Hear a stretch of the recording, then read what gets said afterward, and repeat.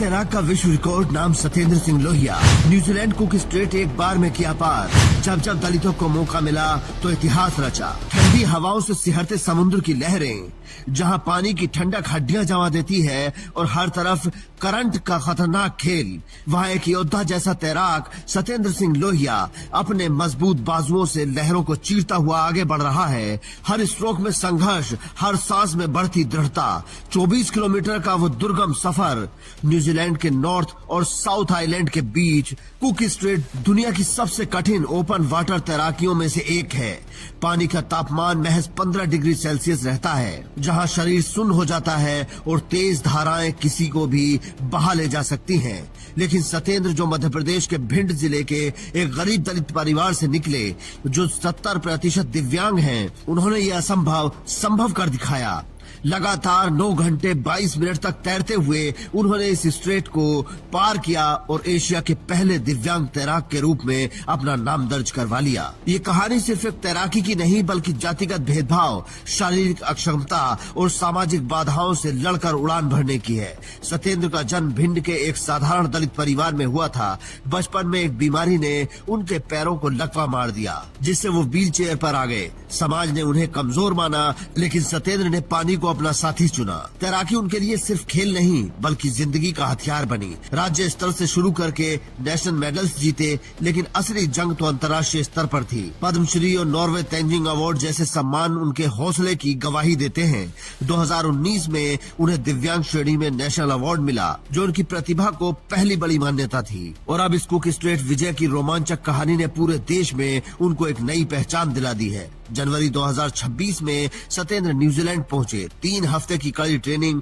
और ठंडे पानी में घंटों अभ्यास, जहां शरीर चीख उठता है। कोच साइमन ने उन्हें इंडियन फाइटर कहा, क्योंकि सत्येंद्र की आंखों में वो आग थी जो लहरों को भस्म कर दे। 12 फरवरी का वो दिन, जब सुबह की ठंडी हवाओं में सत्येंद्र ने पानी में छलांग लगाई। शुरू में सब ठीक था, लेकिन जैसे जैसे आगे बढ़े, करंट ने हमला बोल दिया। लहरें ऊंची उठी, जैसे समुद्र उन्हें चुनौती दे रहा हो।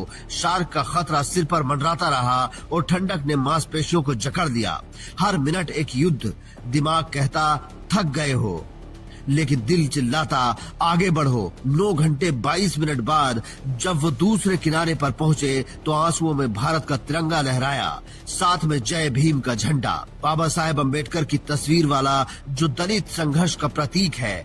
यह क्षण सिर्फ उनकी जीत नहीं, बल्कि करोड़ों दलितों और दिव्यांगों की आवाज थी। सत्येंद्र की ये उपलब्धि बाबा साहेब अम्बेडकर और ज्योतिबा फूले के संघर्ष की याद दिलाती है। अम्बेडकर ने दलितों को शिक्षा और समानता का हक दिलाया। फूले ने जातिगत दीवारें तोड़ने का आंदोलन चलाया। लेकिन आज भी यूजीसी जैसे नियमों में साजिशें, रोहित वेमुला और दर्शन सोलंकी जैसे युवाओं की खुदकुशी, ये दर्शाते हैं कि संघर्ष जारी है। सत्येंद्र कहते हैं, मेरी तैराकी सिर्फ खेल नहीं, बल्कि उन करोड़ों दिव्यांग साथियों के लिए प्रेरणा है जो बड़े सपने देखते हैं। उनकी जिंदगी अम्बेडकर के संदेश की जीती जागती मिसाल है। शिक्षा और मौका मिले तो दलित आकाश छूलेंगे। फूले की तरह सत्येंद्र ने सामाजिक बंधनों को तोड़ा और पानी की गहराइयों में अपनी ताकत साबित की।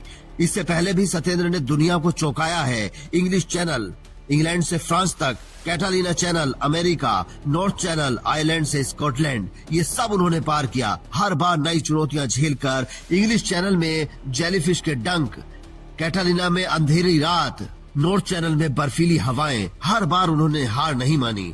भिंड के उस छोटे से गांव से निकलकर, जहां दलित होना भी अभिशाप माना जाता था, सत्येंद्र ने वैश्विक मंच पर भारत का नाम रोशन किया। मध्य प्रदेश के मुख्यमंत्री मोहन यादव ने ट्वीट कर बधाई दी। सत्येंद्र ने एमपी का मान बढ़ाया। वे एशिया के पहले पैरा तैराक बने हैं। भिंड में जश्न का माहौल है। जहां दलित युवक सांप्रदायिक दबाव झेलते हैं, वहां सत्येंद्र की कहानी रोशनी की किरण है। उन्होंने साबित किया कि सभी कमियों के बावजूद हौसले की उड़ान कोई रोक नहीं सकता। गरीबी, जातिगत भेदभाव, शारीरिक दिव्यांगता, सबको मात देकर उन्होंने दुनिया जीती। एमपी सरकार रिवॉर्ड की तैयारी कर रही है। भिंड स्टेडियम को उनका नाम देने की मांग उठ रही है। सत्येंद्र का मैसेज युवाओं को ये है कि संघर्ष करो, सपने देखो, जीतो। ये कहानी बताती है कि अम्बेडकर और फूले का संघर्ष व्यर्थ नहीं गया है। आज के दलित योद्धा जैसे सत्येंद्र जातिगत जंजीरों को तोड़कर नई ऊंचाइयां छू रहे हैं। ये सिर्फ एक तैराक की जीत नहीं, बल्कि समानता की जंग में एक मील का पत्थर है। Bureau report, Indian news.